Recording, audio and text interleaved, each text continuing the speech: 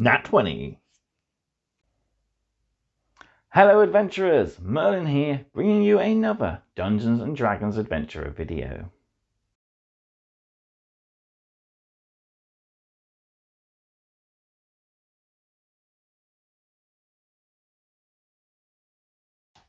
So, much like our current adventure, we're swimming along with the latest delivery.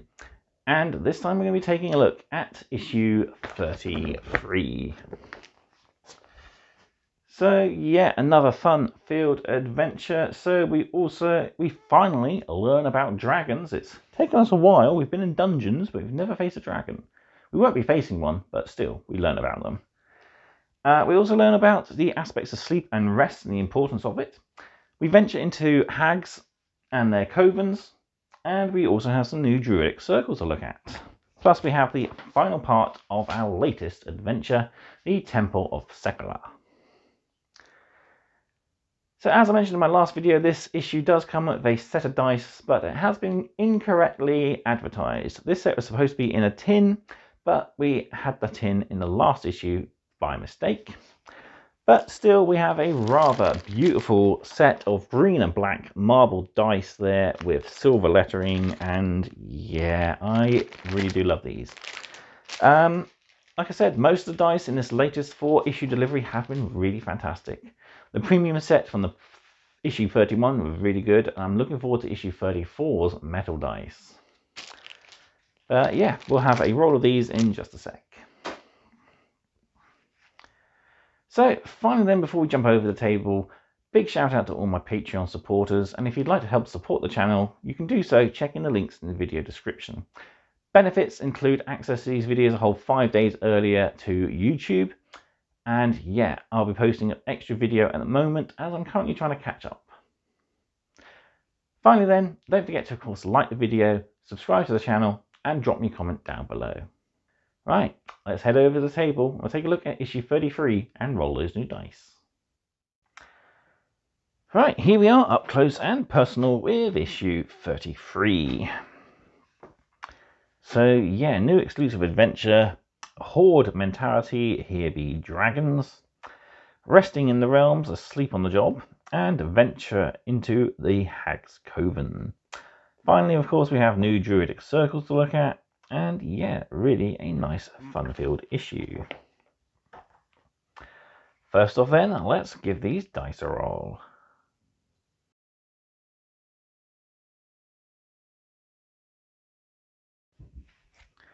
So here we have the dice in a little plastic baggie, and yeah, I might swap these over into the tin from the last issue, or I might swap them with a tin of a set I don't really like the look of that much. Yeah, here they are, beautiful green and black marbled effect dice, and yeah, the green is really growing on me. Well, let's give them a roll, come on, high roll. No, low roll. 2 on the D20, 2 on the D6, and 2 on the D4. Not off to the best of starts. We've got a 10 on the D12, 6 on the percentile, 6 on the D8, and a 3 on the other D10. Okay, that's got to be the bad luck worn off, surely. Yeah, watch me roll on that one now. Come on, high roll. Oop, run away. And yeah, we haven't done much better. 9 there, 11 there, and 8 on the D8, and that's literally our best. Everything else, though, is pretty abysmal. Come on, let's do a third roll. Third time's lucky. Okay, this time, low roll. That's a little better. 13, a 7, yeah, and everything else wasn't too good. 90 though, so not too bad. 9 on there. Yeah, I think these are just going to be a nice pretty set to look at. Just look at that beautiful marbled black and green. Perfect for anyone serving the Dark Angels chapter. But yeah, anyone, a nice, perhaps a nature following character, druid, barbarian, etc. Yeah, just really nice looking dice either way. Whoop. And now it's a 14. Slowly getting better. Right, let's put them back in the bag and we will dive into issue 33.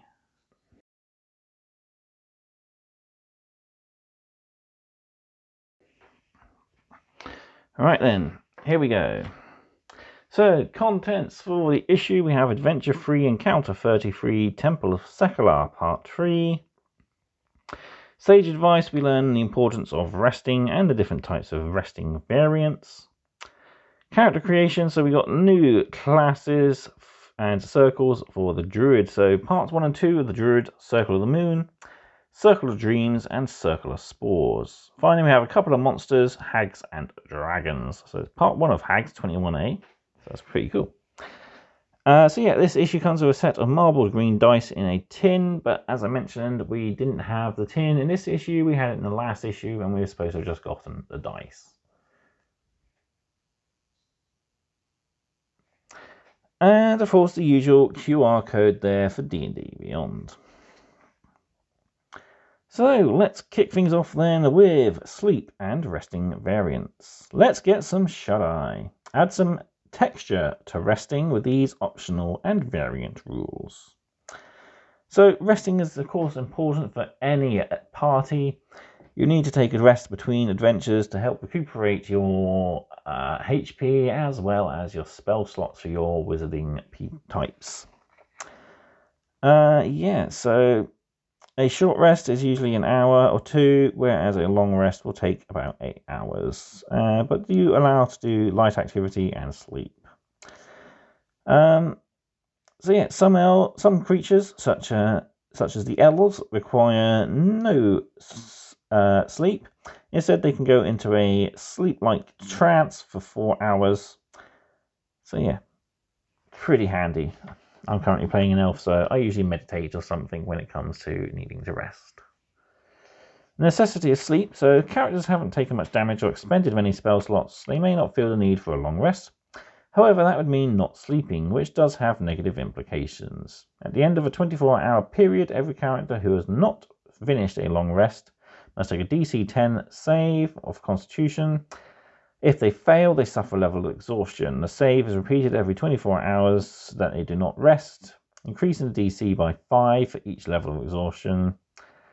Once you take a long rest, returns to 10, though it's worth remembering that your exhaustion is only reduced by 1 for each rest. So the more exhaustion you have, the harder it is to recuperate fully. So sleeping in armor, it's a good idea to take your armor off or doff it when you are settling down for a kip. It's kind of hard to feel comfy in clanking plate mail after all. Smaller armors, lighter armors like levers and stuff are pretty easy to sleep in. Though you may get hindered by the DM saying that, yeah, because you didn't take it off, you've now sweated a lot in your sleep and you now have a ripe odor. So yeah, going into a dungeon with a lot of smell-sensitive creatures is going to attract the DM to you. So waking up, you can disturb sleep, of course. So the sleep spell, whether this is sleep or the sleep spell, a creature can instantly wakes if they take damage or if an action is taken to wake them, such as slapping. Magical sleep can't be disturbed by loud noise, luckily, but someone who dozed off unaided can be roused by sudden loud noise, such as yelling or someone casting a booming thunder wave or knock spell. Yeah, pretty cool. Normal speech, however, is loud enough to wake, say, a snoozing guard, assuming the environment is otherwise quiet, or the guard has a passive wisdom of 15 or more. Even whispering can wake a slumbering guard, providing they have a passive wisdom score of 20. So we have a couple of different variants of resting. So depending on the type of adventures you are playing, the DM may choose to adhere to the standard rules or even these alternate ones. So epic heroism. You can give your campaigns an epic superhero tone by making short rests last 5 minutes, long rests an hour. If you're running a superpowered campaign like this, you can make combats harder and balance out the brief rest times. So yeah, pretty nice, fun way of doing it. Though you can't recover high-level spell slots, you can only recover low-level spell slots. You will need to finish a full 8-hour rest if you want to restore your 6th level or higher spell slots, etc.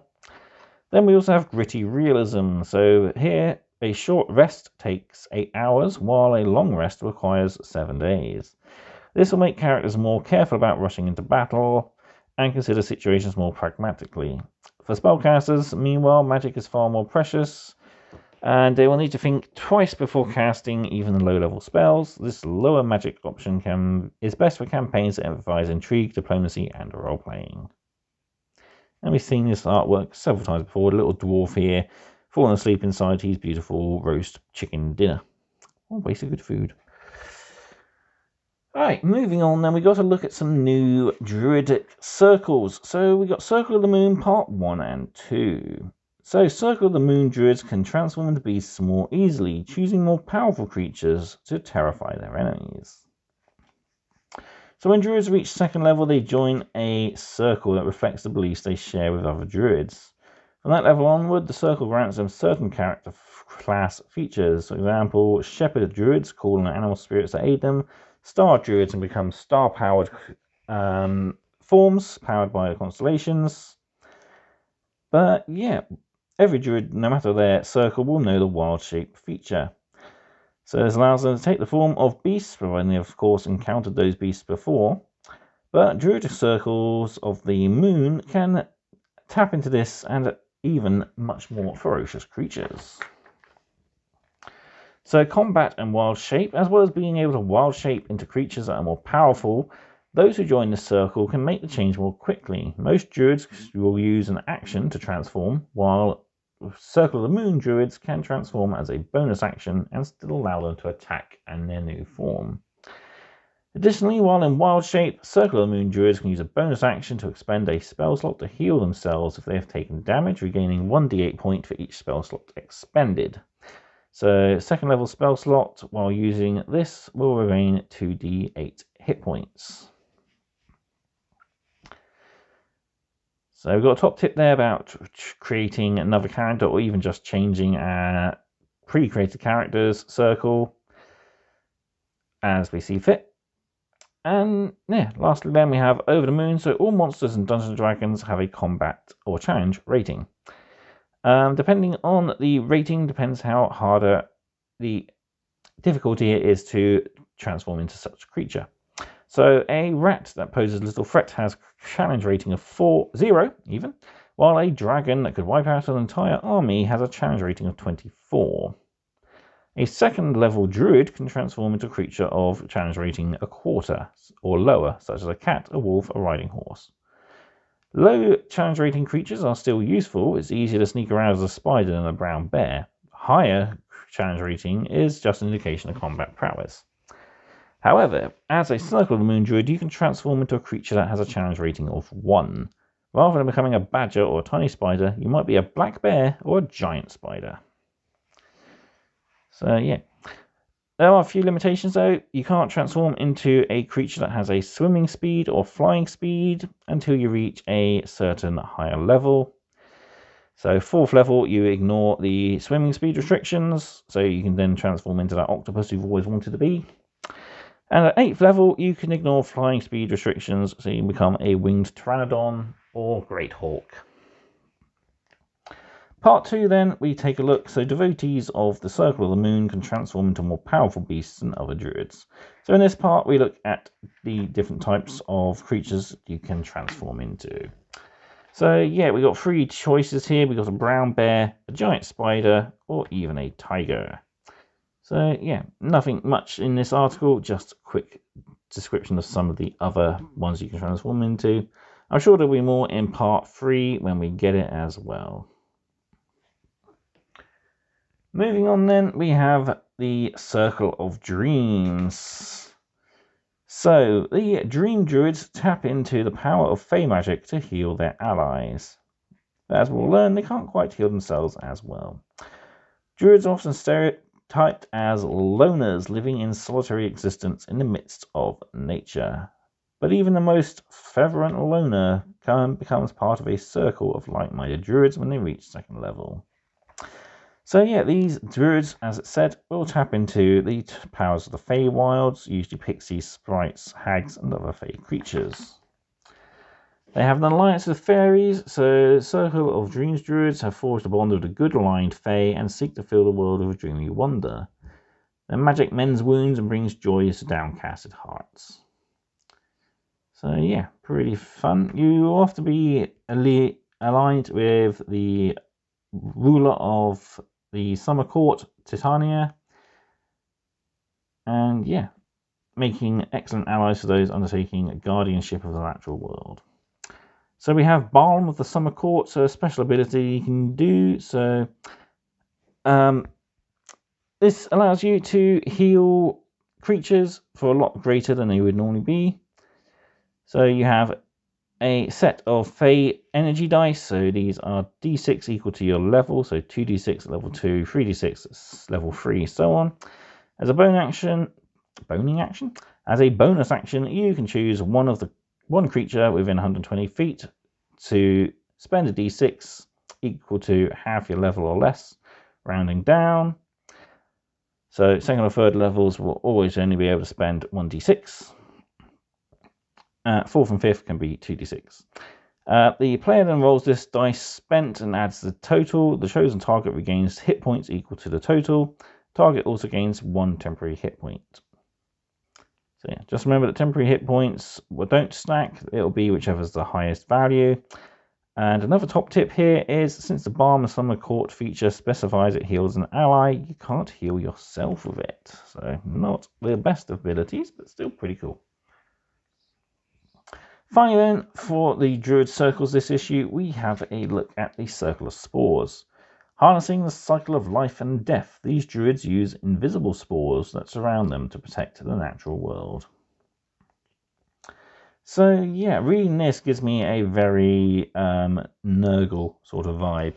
So if you follow this circle, you will consider death and decay to be just as important as life and birth. But yeah, it's all part of the same grand cycle, one leading to the other and then back again. Death isn't the end, but instead they change a state that sees life shift into new forms. So as part of this circle, you'll have a halo of spores invisible to everyone except yourself. You have a set of necrotic spores that are harmless until you unleash them on nearby creatures that can deal 1d4 necrotic damage. Target must succeed a Constitution saving throw against the Druid's spell DC in order to avoid the damage. You also have Symbiotic Entity. So Circle Spore Druids can also channel magic into their spores. As an action, you can expend your Wild Shape feature to awaken your spores, rather than transforming into a beast, you transform into a giant spore. When they do, they gain 4 temporary hit points for each level they have in this class. While this feature is active, they also gain the following benefits. When they deal damage with Halo Spores, you add an extra d4, and their melee weapons deal an extra 1d6 necrotic damage. So we have some spells that we can have prepared at all times on certain levels. So at level 2, we get Chill Touch. Third level, we get Blindness / Deafness and Gentle Repose. And level 5, we get Animate Dead and Gaseous Form. And we got some of them detailed here. For Blindness and Gentle Repose, look at Spellbook Part 2.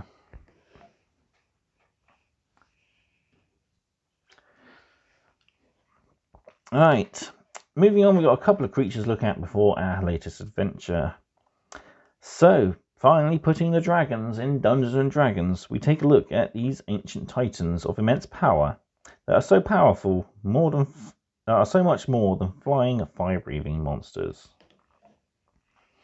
So iconic, ferocious, deadly, and clever, dragons are a crucial part of D&D. Not surprising, really, as they appear in the title of the game. So yeah, the dragons across the realms are said to have arrived when their original homeworld was split asunder, arriving during the Tearfall when the planets Ebir and Toril were split into 2. So Toril, as you'll know, is the world we exist on, and Ebir is somewhere else entirely. though it's said that the dragonborn species came from here. For thousands of years, dragonkind made their way across the Forgotten Realms, inserting themselves into society as the realms recovered from the cataclysm. All dragons, even those of kind nature, love to hoard treasure. For dragons are, among other things, collectors. They'll spend many years finding and preparing a lair for themselves, a safe place to rest and hunt from, and a place to store their gathered treasure. So the majesty of the almighty power and how to roleplay dragons. Dragons, good or evil, young or ancient, are awe-inspiring beings of legend. So it should always feel like a monumental moment when the players find themselves before these massive and mighty forces. These worms can play many roles across the campaign and come in various forms. Let's meet the two most common.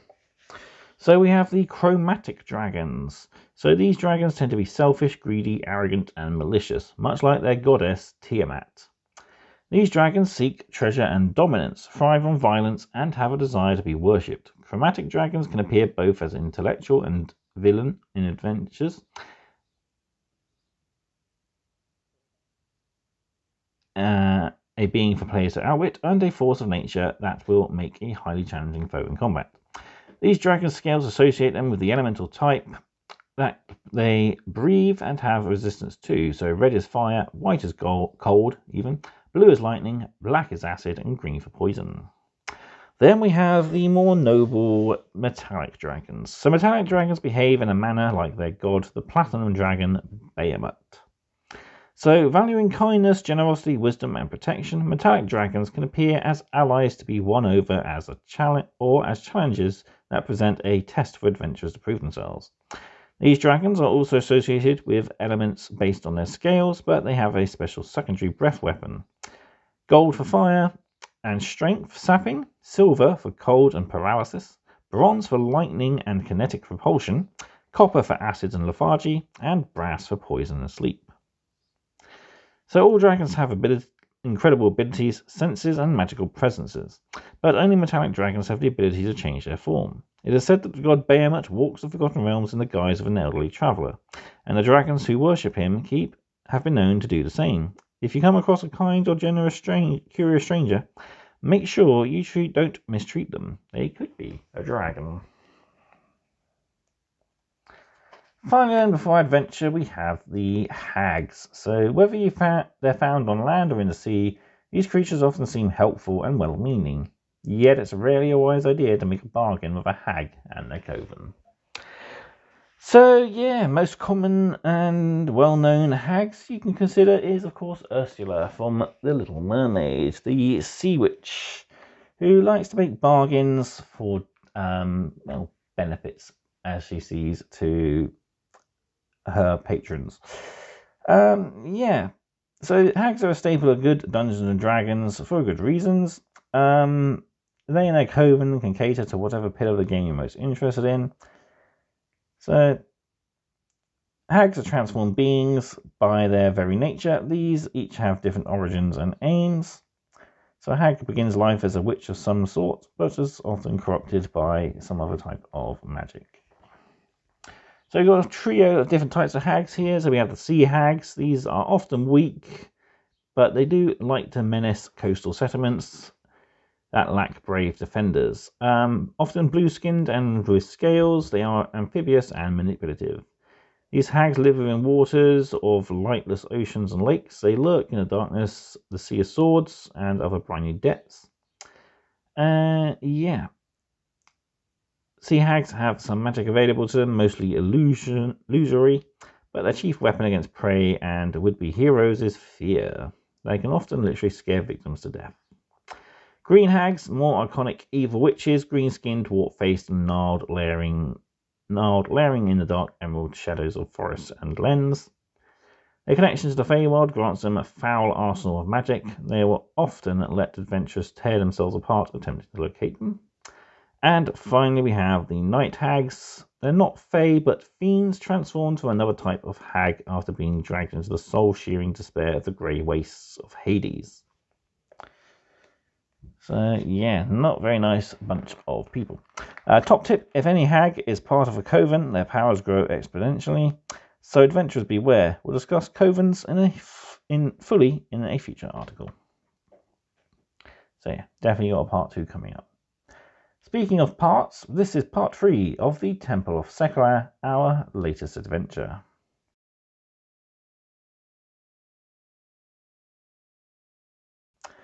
So encounters balance of 3rd level characters and 4 to 5 hours for this 3-parter encounter.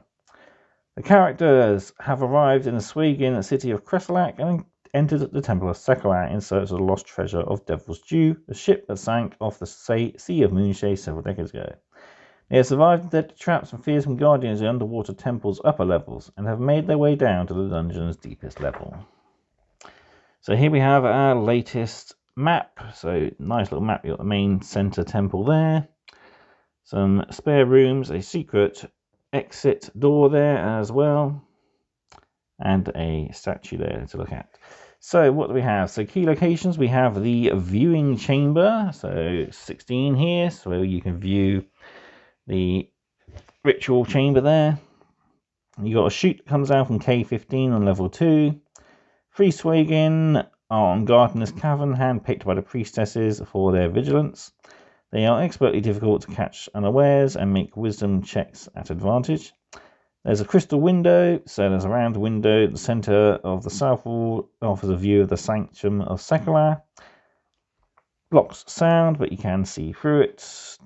The window has an AC of 5 and damage threshold of 15s with 20 hit points. Vulnerability to bludgeoning damage, resistance to piercing and slashing damage, and immunity to poison and psychic damage. They peer through the window. There's this following section they can read. Inside, there's a couple of Swagin priestesses doing a ritual.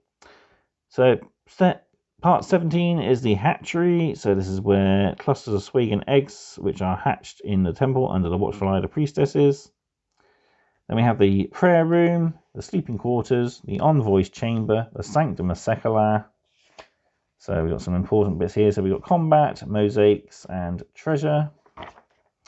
And then we have the treasury and how to conclude the adventure. And of course, we've got our stat blocks. The Swagin hatchling swarms. We have the marrow. And of course, we have the hammerhead shark skeleton. And we have a couple of magic items. So the bag of holding there, as well as the +1 battle axe there. Alright, that's it for issue 33. I'll bring everything back in and I'll give you my final thoughts.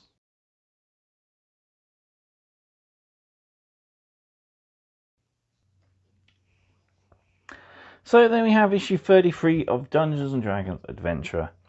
And yeah, a nice thrilling conclusion to our lovely 3-part adventure. Although we do have to get back to dry land, as it were. And yeah, a fantastic field adventure. So we finally learn the importance of dragons in the world of Dungeons & Dragons. We learn sleeping.